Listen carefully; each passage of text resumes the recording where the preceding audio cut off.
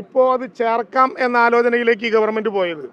ഒരു കാര്യം പറയുമ്പോൾ കഴിഞ്ഞ ഗവൺമെൻറ്റിൻ്റെ കാലത്ത് ഇതെല്ലാം ചേർത്തു എന്ന് പറഞ്ഞാൽ അത് ശരിയല്ല എന്ന് ബോധ്യപ്പെടുത്തുന്ന ഏറ്റവും പ്രധാനപ്പെട്ട കാര്യമാണ് ഈ പൊതുവിൽപ്പന നികുതി ആക്റ്റിലെ ടാക്സ് തീരുമാനിക്കുന്ന ആക്റ്റിലെ 5-ാം വകുപ്പിൻ്റെ 1-ാം ഉപവകുപ്പിൽ വീര്യം കുറഞ്ഞ മദ്യം എന്ന വാക്കോ അതിൻ്റെ ഭാഗമായിട്ടുള്ള നികുതി നിർദ്ദേശങ്ങളോ ഇതിനു മുമ്പ് ഉണ്ടായിട്ടില്ല എന്ന് ധനകാര്യ വകുപ്പ് ഭരിക്കുന്ന മുഖ്യമന്ത്രി തന്നെ അവതരിപ്പിച്ചിട്ടുള്ള ഈ ധനബില്ലിൽ പറയുകയാണ്. ഇത് പുതിയതായി ഒരു ഇൻട്രഡക്ഷനാണ്.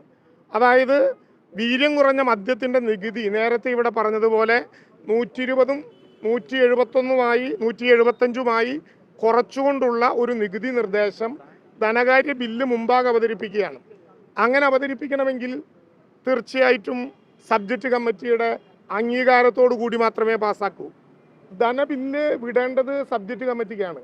ധനബില്ല് വിടേണ്ടത് UDFന്റെ കമ്മിറ്റിക്കല്ല. ധനബില്ല് വിടേണ്ടത് സബ്ജക്റ്റ് കമ്മിറ്റിക്കാണ്. അത് നിയമസഭയുടെ അവകാശമാണ്. ഇവിടെ ധനകാര്യ വകുപ്പ് മന്ത്രി ഈ ബില്ല് അവതരിപ്പിക്കുന്ന നേരത്ത് മറ്റാരുമായി ചർച്ച ചെയ്യാൻ പറ്റിയില്ല, ബഡ്ജറ്റ് രഹസ്യമാണ് എന്നാണ് പറഞ്ഞതെങ്കിൽ അതിനുശേഷം ഇത്രയും ദിവസം കിട്ടിയിട്ടും ഈ നിലപാടിൽ ഉറച്ചു നിൽക്കുന്നുണ്ടോ എന്ന് തീരുമാനമെടുക്കാൻ ഒരു പ്രയാസവുമില്ല.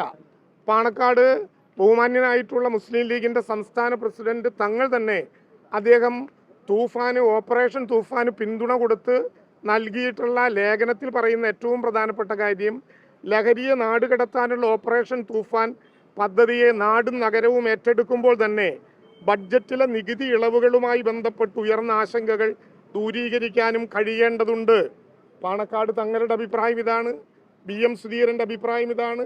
മതപ്രസ്ഥാനങ്ങളുടെയും നേതാക്കളുടെയും അഭിപ്രായം ഇതാണ്.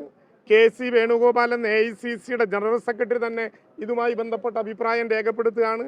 അങ്ങനെ കൂടിയാലോചനകളില്ലാതെ ഇത്തരമൊരു നികുതി നിർദ്ദേശം കൊണ്ടുവന്ന് പിന്നീട് UDF തീരുമാനിക്കും എന്ന് പറയുന്നത് നിയമസഭയോടുള്ള അവഹേളനമാണ്.